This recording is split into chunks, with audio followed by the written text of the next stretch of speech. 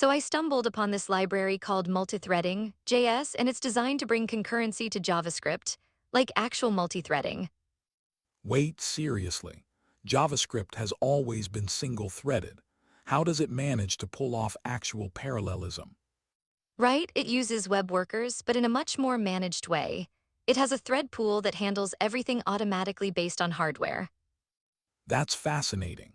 So instead of developers wrestling with web workers directly, this library abstracts it all away. Exactly, and it has these synchronization tools like mutexes and read-write locks to avoid race conditions. So cool. But doesn't that add another layer of complexity? I mean, managing threads while ensuring data safety sounds tricky. Absolutely, but it streamlines the experience. For example, you can share state between threads without a race condition. Oh, so it's like giving each thread a safe space to play without bumping into each other. How does that work? It uses something called shared memory primitives.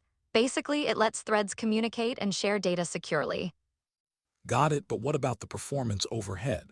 Sharing data can be slow, right? Good point, it actually transfers data ownership to avoid cloning overhead.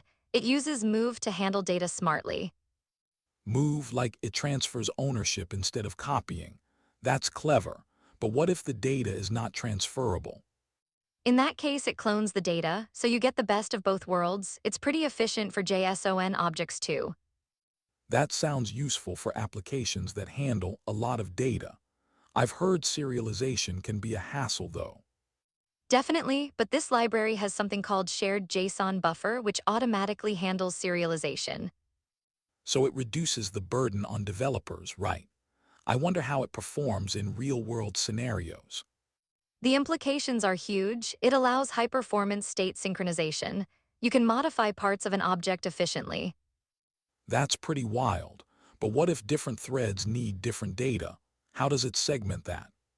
It allows scoped imports, so each worker can bring in only the modules it needs without cluttering the global space.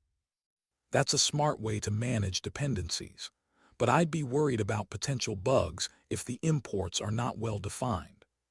Fair concern, it does require careful structuring, but it handles errors quite gracefully, notifying if something goes wrong. That's reassuring. And the performance benefits. I mean, can it really compete with traditional multi-threading languages? While it might not match the raw performance of something like Rust, it's a solid option for JavaScript developers. I can see that. It's all about making multi-threading accessible without losing the essence of JavaScript.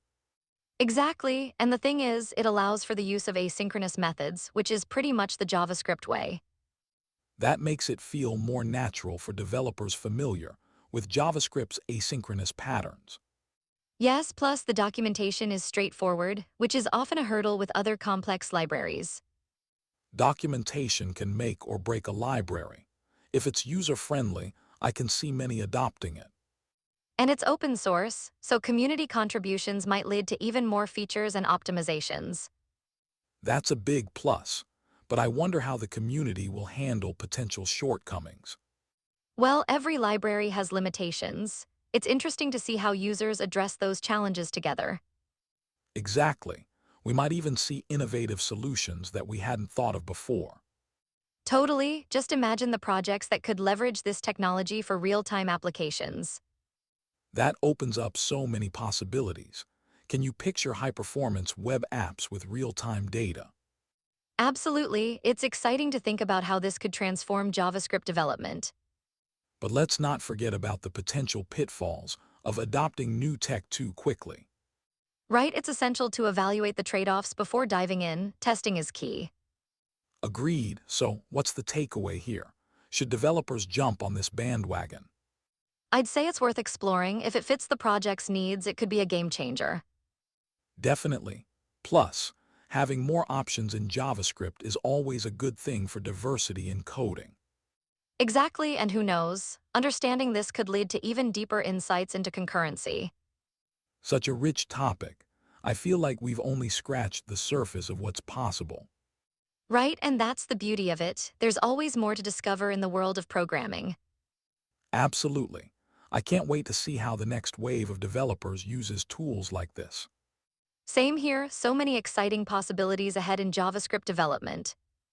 For sure, it's going to be fascinating to watch this space evolve.